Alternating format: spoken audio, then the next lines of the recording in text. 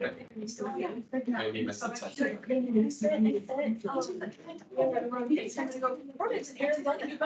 know that.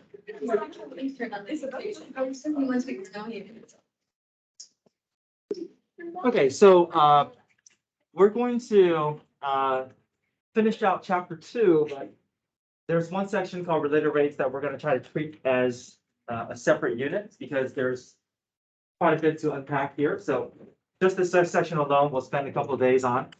So I'm going to be giving you a new calendar later this week, and I think we're looking at a quiz for related rates next Tuesday. Okay, so next Tuesday is the goal here.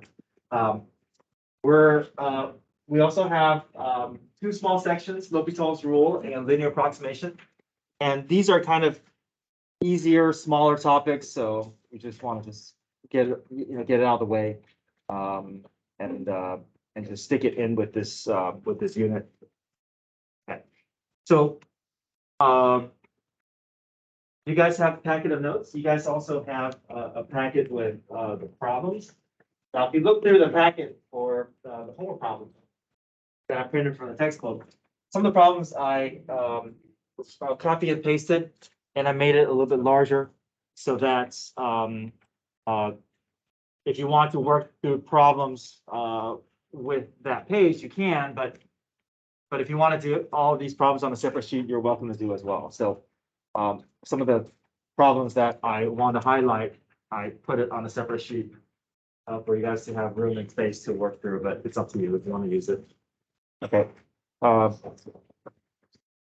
So here are the homework assignments for today and tomorrow, and let's start with our notes. Page 1.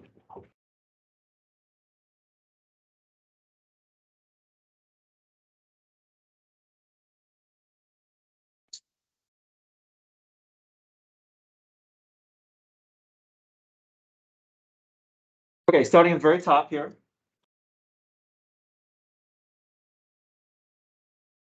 Okay, related rates.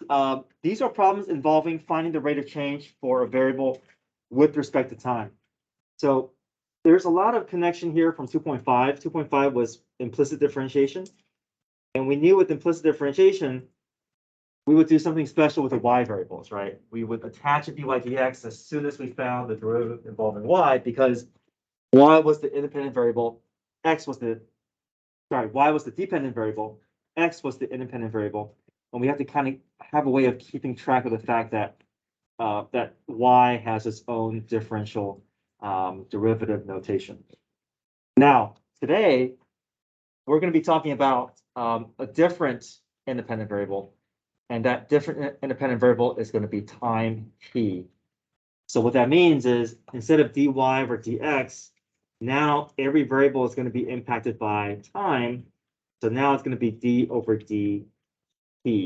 Time is going to be the underlying variable that's going to impact everything. So I left a space here at the top because that space is going to be reserved for whatever variable you're dealing with. If it's x, then you got to attach a dx dt. If it's y, then it's a dy dt. If it's r, then it's dr dt. So everything has its own derivative variable, no matter what the variable is. So this is also, like I said before, this is also an application of implicit differentiation, finding the derivatives of variables with respect to. Now, let me read through these lists of related rate steps. And we're going to see that the order is not going to be important in terms of what we do. Sometimes I would do these 4 steps out of order, but as long as I get every one of them, that's all I need. Okay, so what are the things that we need? Well, we need what we're given. So we want to read the problem and kind of identify the information that's provided for us. We want to write down what we're trying to find, right? Identify the variable that is unknown, and that is ultimately the goal of the problem. And then we want to be able to write an algebraic or geometric equation relating the variables. So this needs to be in terms of the rates that you're either given or you're trying to find. So that could be Pythagorean Theorem. That could be the volume of a sphere. It could be the area of a square. Whatever the problem is asking us to build off of, we're going to start with that equation. And then we're going to find the derivative with respect to time t. Okay. Typically, with related rates, the calculus is going to be the easiest part of the process. It's the setting up part that's the harder one. But then once you get past the calculus, then it's easy because you're just trying to figure out what you're trying to, then you're just trying to fill in information into the equation and trying to solve for your missing variable. Okay, so here's some important notes here. Remember that when an item or a value is getting bigger, your rate is going to be positive. If your value is getting smaller, then your rate is going to be negative, regardless of direction. And I'm going to keep reminding us of that because the tendency, with good reason, that we naturally associate direction with a certain sign, right? We naturally associate right with positive, left with negative, up with positive, down with negative. But we want to remind ourselves that the direction is not going to impact the sign of your rate. You want to think about that value. Is that value getting larger over time, or is it getting smaller over time? If it's getting larger, then you want that rate to be positive. If it's getting smaller, then you want that rate to be negative. So we're always having to kind of visualize the problem in motion and use that to help us determine what we want the sign of the rate to be. Okay, so let's look at an example so we can kind of see how these steps come into play. So example 1 says the sides of a square are increasing at a rate of 5 centimeters per minute. Okay. How fast is the area increasing when the sides measure 15 centimeters in length? Okay, so sides of a square, and where we see sides of a square, we see area of a square. So let's start off with that, right? We know the area of a square. If I call the sides x and x, then what's the area of a square? X squared. Okay, so that's my starting equation. I'm going to do some of these steps out of order. I'm going to go ahead and find the derivative because I think it's helpful to find the derivative because we can see everything that we need to involve in our equation. And from there, we can kind of just, if we get the calculus out of the way, we can just focus the rest of the time trying to figure out how to solve that variable. So let's go ahead and find the derivative. We're going to treat a like a variable, just like how we treated x. But as soon as we find the derivative, we're going to attach a d over dt for that variable. Okay. So what's a's derivative? Now treat a as you would treat x, right? So x would become 1, so a would also become 1, but that variable has its own derivative. So what do we put after that? Times what? dA over dt.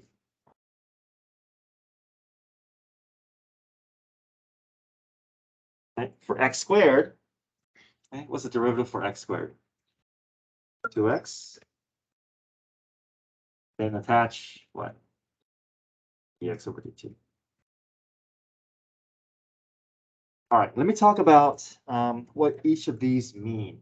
Okay, so dA dt, what that means is this is the rate of change of the area of the square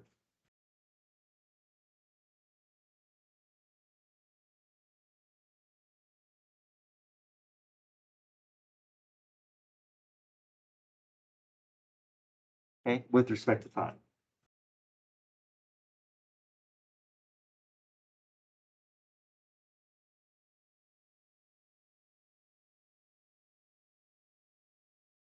X, okay? X is going to be the side length measure of your square.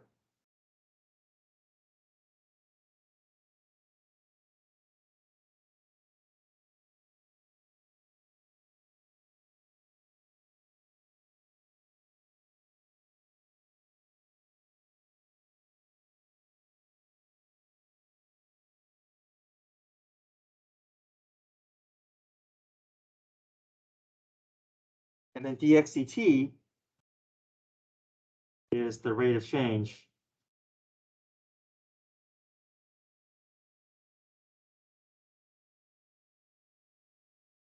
of the area side length. Sorry, of the square side length.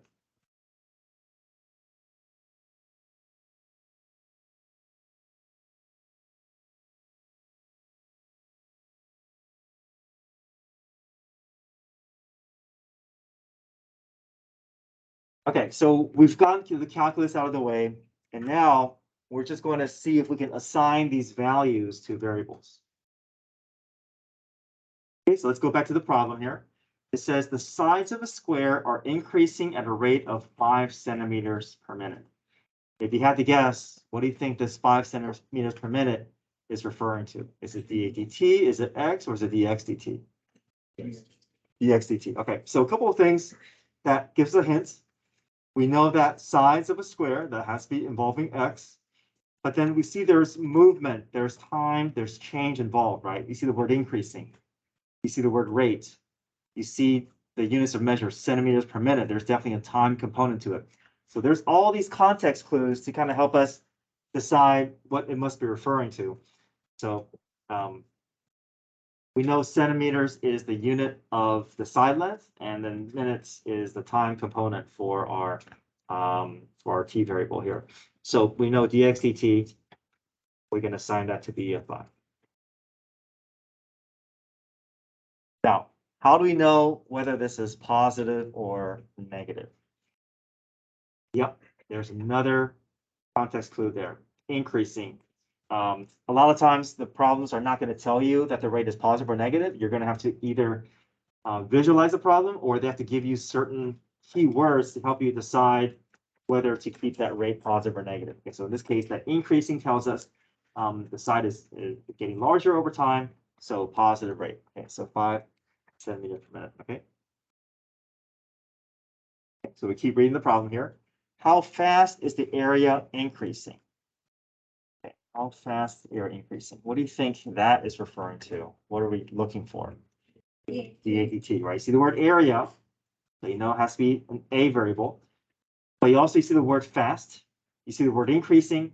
So there's movement involved. It can't just be a static a variable. It's going to be dA dt. So dA dt. That's the unknown. That's what we're trying to look for. When the sides measure 15 centimeters in length. What do you think that is referring to? Just x, right? 15 centimeters is a static value. There's no time component to it. So that makes sense. X is 15 centimeters.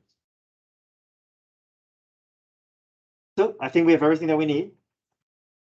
We can solve for dA dt, replace x with 15, replace dx dt with 5, and we have our answer.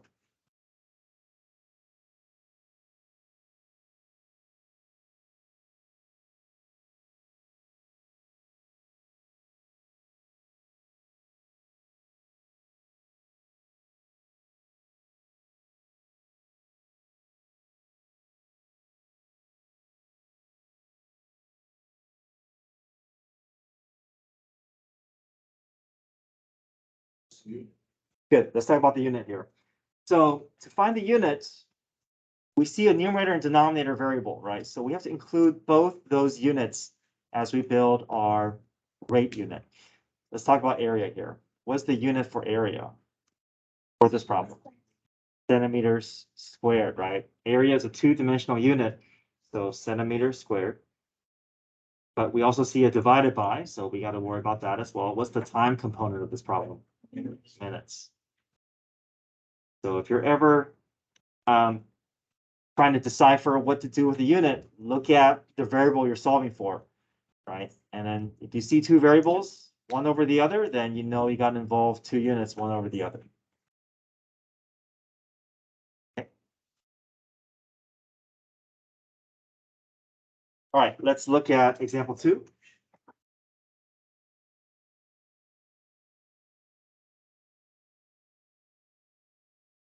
Okay, example 2, a 25-foot ladder is leaning against a vertical wall. Right? The bottom of the ladder is being pulled horizontally away from the wall at a constant rate of 3 feet per second. How fast is the top of the ladder moving? And in what direction when the bottom of the ladder is 15 feet from the wall? Okay. So let me draw this diagram a certain way here.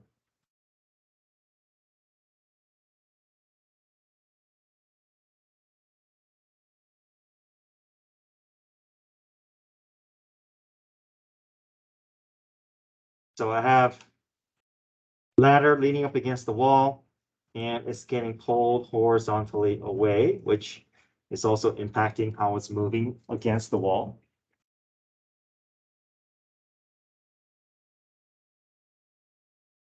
Okay, so we're going to be involving the side lengths of this right triangle.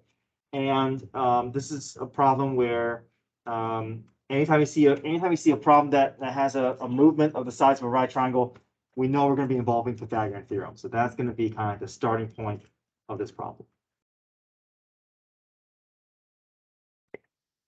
So how can we set up using Pythagorean theorem here? X squared plus y squared equals z squared. Okay, so now just like above here, see if you can find the derivative of your equation and then attach a d over dt for that variable as soon as you find the derivative. So when everything is said and done, you should be dealing with 6 variables. 6 variables.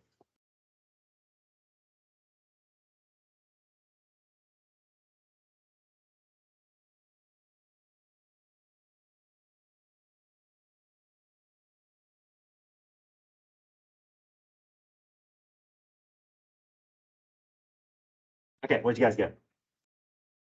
X squared becomes 2. Good, right? So x is no longer immune to d over dt. We saw that with implicit, right? With implicit, we didn't do anything special with the x's, but now time is the independent variable. So every variable is going to have this d over dt component to it. Okay, y squared becomes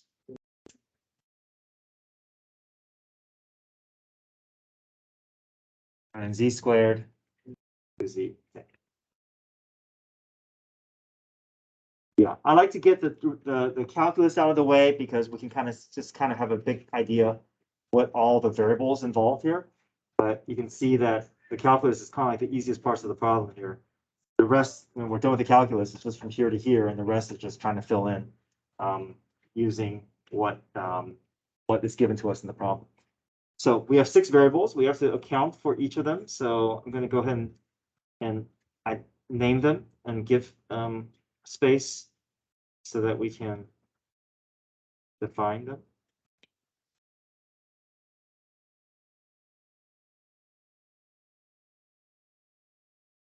Okay, so we know we're looking for 6 variables. I mean, well, there's one that we're going to be solving for, but we need to have 5 of them accounted for. Otherwise, we're not going to, otherwise there's too many variables.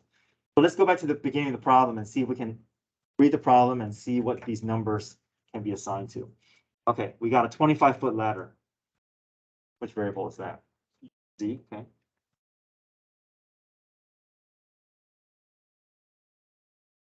The bottom of the ladder is pulled horizontally away from the wall at a constant rate of 3 feet per second. Okay. So any idea which variable that's referring to? Dx dt. Okay, so a couple of things giving it away. Horizontal, so we know it has to be dealing with the x somehow, some way, somehow. But then we see these other key words, right? Pulled away, constant rate, 3 feet per second. So all these time components in place to kind of help us understand this is not a static value. It's just a changing value. So we know it has to be involving that dx dt. Right. The next thing we have to identify is, what about this rate here? Is x getting larger or smaller as time passes? Getting larger. So we want this rate to be a what? Positive. Okay. Now I purposely drew it this way because you see how it's being pulled left. I think some students associate left with negative, so they say, oh, it's moving left, so it has to be negative. It doesn't matter what that direction is. It could be left, it could be right. You really have to look at your shape and see how that shape is changing over time. Okay, if you can convince yourself that value is getting larger over time, regardless of the direction, then that's going to correspond with the sign that you want for that rate. All right, how fast is the top of the ladder moving and in what direction when the bottom? Okay, so let's focus on that first part here. How fast is the top of the ladder moving and in what direction? Okay, what do you think that's referring to? dy dt, right? You see the word moving, direction, fast. You know it has to be a rate. And the top of the ladder, we see the top of the ladder is leaning up against the wall. It's going to be going down. So we know dy dt is going to ultimately what we're looking for. Now, at the end of the problem, what do you expect out of dy dt? Do you expect a positive or a negative number? Negative. Is it because it's going down? It's because y is getting smaller. So it's possible that something going up could get smaller over time, which really depends on the diagram, right? So you want to visualize the diagram, convince yourself, is that value getting smaller or larger? Okay, so we're hoping, we're expecting a negative as far as our final answer. Just wanted to bring that up. When the bottom of the ladder is 15 feet from the wall. X, yeah. You see the feet, that's a static value. There's no time component involved there, so 15 for x. Now, we want to solve this equation. We want to solve for that variable, but there's still two missing pieces. And these two are not given to us explicitly, but maybe we can kind of just figure out what that is by thinking about this problem. Now, is there a way to get to y for this moment in time, you think? Yes. Okay, we have a right triangle, right? So just insert into Pythagorean theorem, right? A squared plus b squared equals c squared. So if you use your calculator, you're welcome to do that. Or you can just follow along and I can do it for us. Okay, so 15 squared plus y squared equals 25 squared. Those are the dimensions of my triangle here. Y squared equals 25 squared minus 15 squared, which is 100. Take the square roots, and we get 20. And also, if you recognize this as a variation of a 3, 4, 5 triangle, this is just a multiple of a 3, 4, 5 triangle, 3, 4, 5 right triangle. So the other piece that we need is dz dt. And dz dt is the rate of change of my hypotenuse. It's the rate of change of my ladder. So think about that length for that ladder. It's constant, right? At the beginning of the problem, it's 25 feet long. At the end of the problem, it's still 25 feet long. So what's my rate of change? 0. Yeah.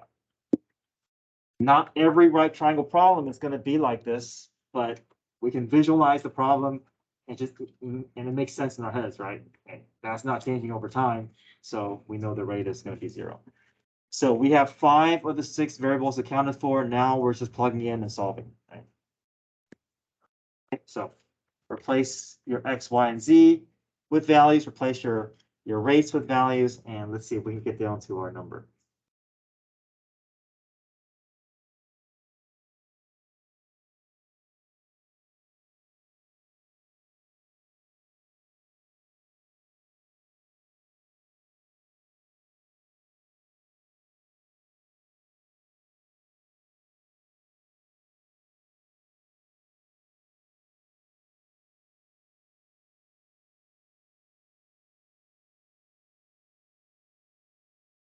That right side zeroing out makes it a little bit cleaner, a little bit easier. Now just to subtract the 40, subtract the 90 from both sides and divide by 40.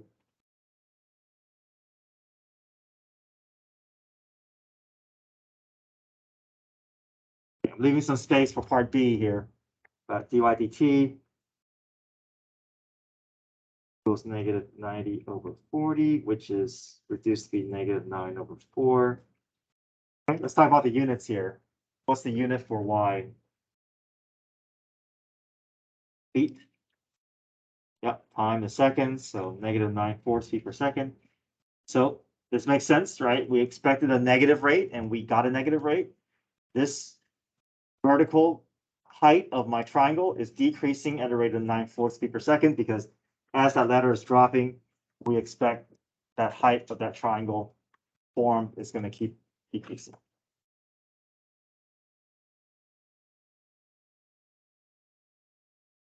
Okay. Any questions with part A? Okay, let's read part B. At what rate is the area changing when the bottom of the ladder is 15 feet from the wall? So a lot of things from part A we can carry over because it's the exact same scenario, same dimensions, same everything, same rates. But we're solving a different problem here. Okay. Rate of change of the area. Now, what area are we dealing with here? Triangle. Okay. What's the area of a triangle? 1/2 base times height. Can we adapt it using the variables that we have here? Yeah, 1/2 X times y. Okay. So we want to find the rate. So we know we're going to have to find the derivative. We're going to have to produce a dA dt, which is not bad. On the left side, a becomes 1 dA dt, just like before. But let's think about the right side here. Is my derivative as easy as 1/2 dx dt dy dt? Okay, we have to go through what? Product rule. I know it seems easier for us to just go through the derivative. Now, if it was 1/2 x plus y, then yes, we can make it 1/2 dx dt plus dy dt. But because of multiplication, that's going to add that complexity of product rule here.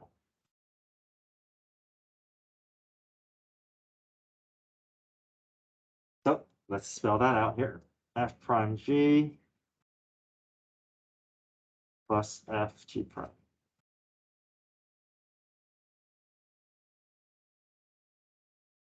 Okay. It really doesn't matter how you assign your f and g. I'm just always going to just whatever they give me, whatever is presented. The first portion is going to be my f, and second portion is my g. It just makes it easier for me. Okay, so f prime. What's the derivative of 1/2 x? 1/2. What does x become? Yeah, yep, dx dt. The original g function, that's just the y. Back to the original f. And what's g prime going to be? 1 dy dt, yep. Every variable's derivative is going to be impacted by time. So that's the hard part.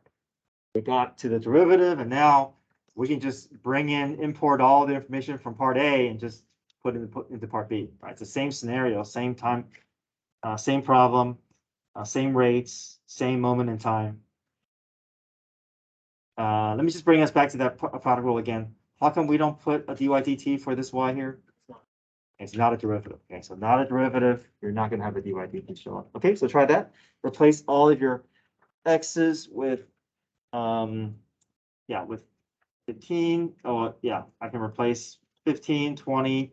I have dy dt that I found from part A. I have dx dt. So we put all that in.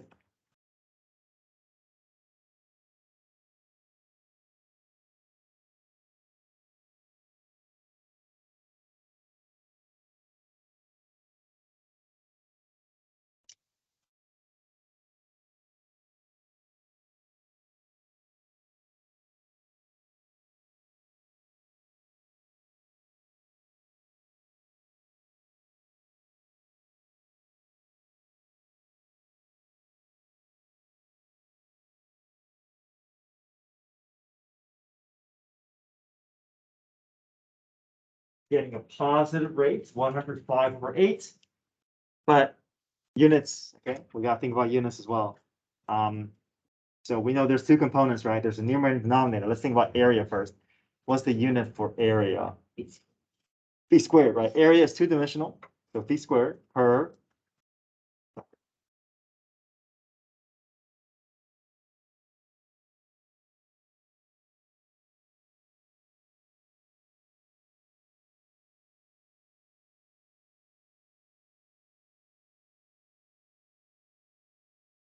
All right, let's go to the back. Page 2.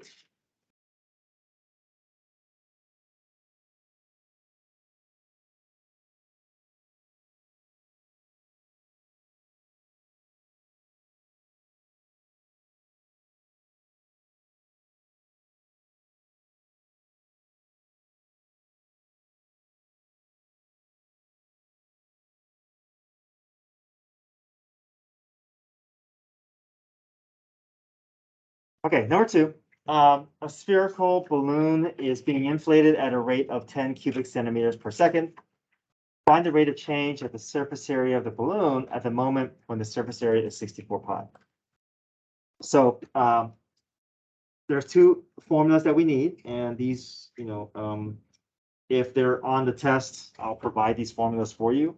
So we got the volume, we're dealing with the volume of a balloon because we see cubic centimeters. We know there's some volume involved here. So cubic centimeters, that's so three-dimensional is volume, two-dimensional is area. So we know volume of a sphere is involved here. We'll go ahead and write that down.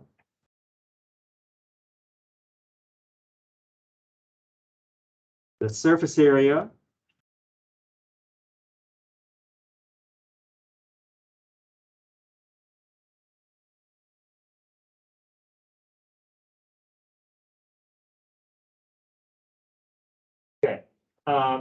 the interesting thing here is that between volume and surface area, the surface area acts as the derivative of volume. So if you imagine yourself taking the derivative of volume, it's going to turn itself into surface area, bring that 3 down and subtracting 1 from the exponent.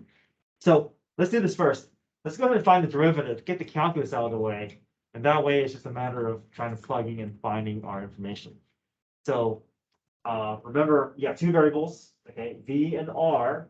Pi is not a variable. Pi is just a constant.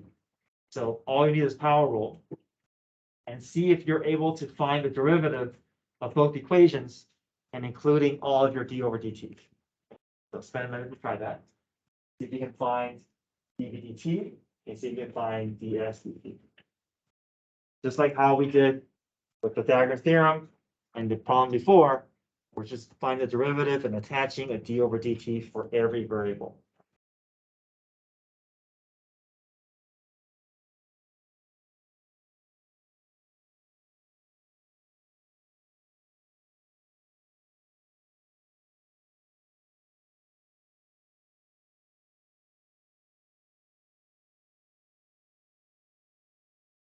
Okay, so v equals 4/3 pi r cubed. All right, so v becomes what? Is v over 4/3 pi is just the coefficients. There's no need for product rule. It's going to hang out in this branch. So we know that's not going to change. Okay, now it's r cubed that we have to worry about, right? So what's r cubed's derivative? R squared. Good. Every variable is going to have a d over dt. We can do a little cleanup here. The 3's between the numerator and denominator can cancel out.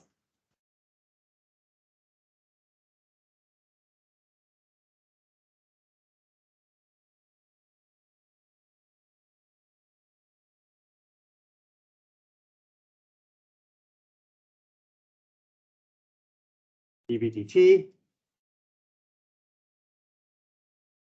4 pi r squared dr dt. We'll come back to that when we need it. Okay, what about for s? S is derivative. S becomes 1 ds dt.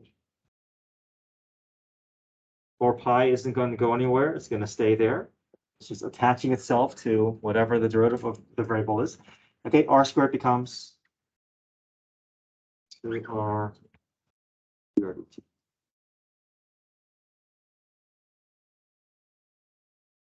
Do some cleanup here.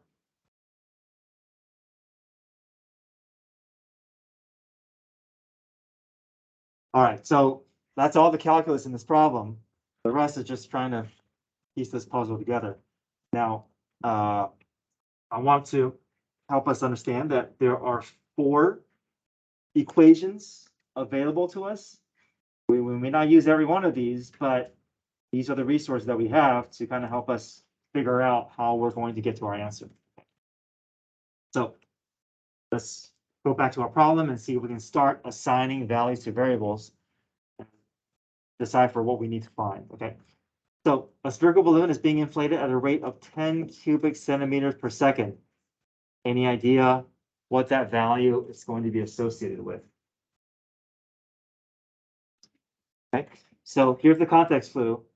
Cubic centimeters, you know that's three-dimensional, that's volume related. But then per second, there's also a time component to it. So it must be dV over dt.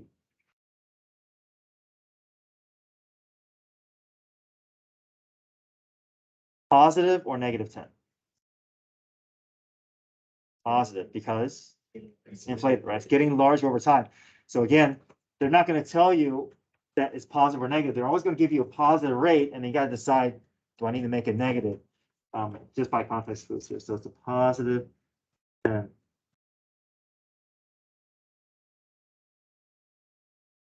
Okay. Find the rate of change of the surface area of the balloon. What are we looking for? The SDT.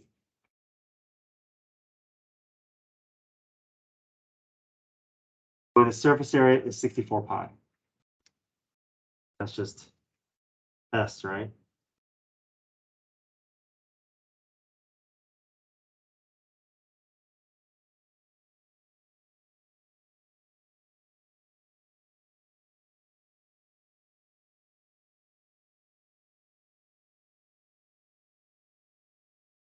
Okay, so let's start at the end. Okay, we know we're looking for dsdt. So we look at dsdt and we ask ourselves, okay, I mean, if we had r and drdt, we can just plug those in and get to our answer. But if you look, the problem doesn't give us r and drdt explicitly. Maybe we have to figure out a way to get to those values before we can enter them in. Now, we don't have r and drdt, but we do have dv dt and s. So looking at these equations available to us, look at these resources. Do you think can you find a way to maybe get to one of these variables that we need? Let me ask you this, how can this S equal 64 pi? How can this help us out? And then if I use surface area equation, I can use this to help me find what? R, and that's one piece that I need, right? That's one piece that I need for my dsdt. Great, so let's say we found R and we can plug that in. Okay, good. How can this dv dt help us out? And that can help us find what? drdt, because let's assume that we already have R. Then we can figure out drdt. And if we have drdt, then we have the two missing values, right? So we're not given explicit information, but we have we do see a way to connect that value to what we're looking for. So let's start here. Let's start with 64 pi and let's find R, because we need R before we can get to this information here, right? Okay.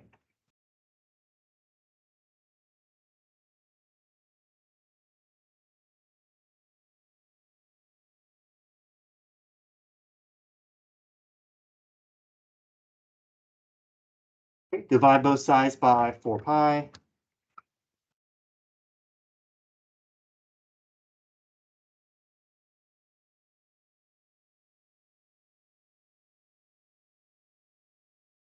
Okay, what's R equal to? 4. Okay. We know that -4 is not going to make sense for our problem since we're talking about radius, length of a balloon. Okay, we have one piece that we need, right? We have R, but now we need to find drdt. But we see that this is where that 10 equals dv dt can help us out. So I'll move over to my dv dt equation formula and start to insert this in.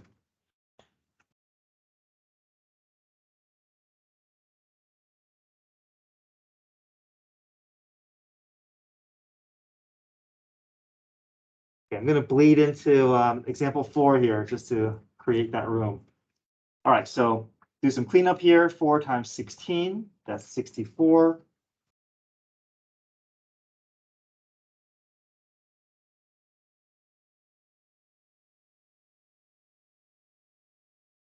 Okay, how can I solve for drdt?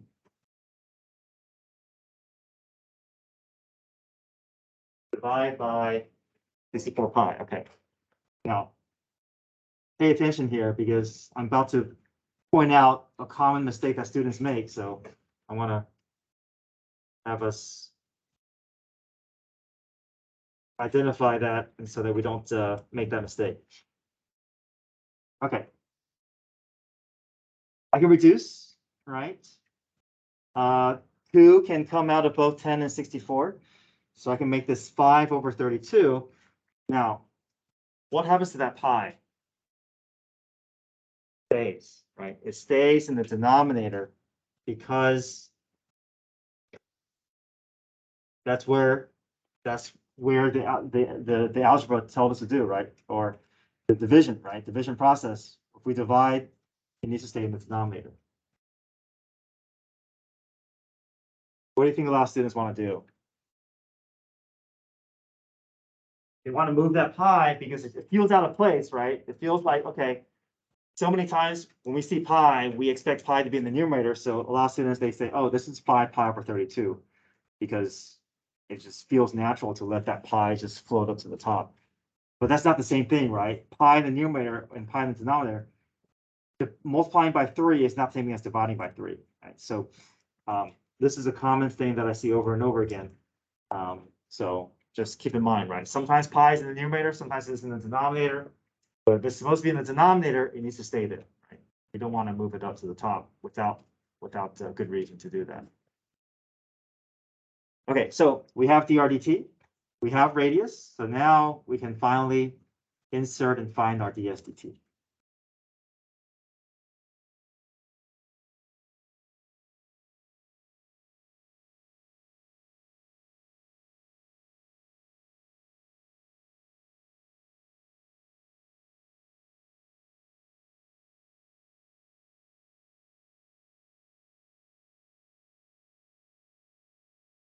Replace r with 4, replace drdt with what we found here, 5 over 32 pi. And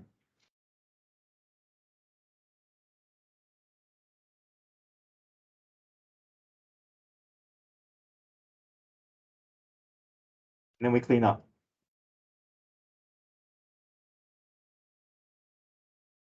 Multiply across if you like, but you can also start reducing, right? The pi's can cancel out, numerator and denominator. 8 times 4 is 32. That's 32 in the numerator. We got a 32 in the denominator. So everything goes away except what? Except 5. Okay, let's talk about units here. There's a numerator and denominator component, so we need to find both units and put them over each other. So surface area. What's the unit for surface area? Right, focus on the word area, right? Area, that's two-dimensional unit, centimeters squared. There's also a time component, so per second.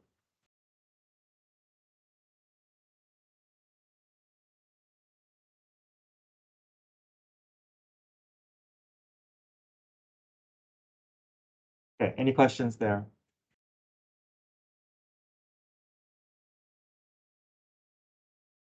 Okay, so tomorrow, the next big challenge is working through cone problems. Cone problems are the most algebraically messy of related rates problems. So we'll definitely spend time just working through cone problems tomorrow. But tonight you guys have homework. Try the best that you can, and we'll pick up tomorrow with day 2 of related rates. Okay, come on, pick up your phone.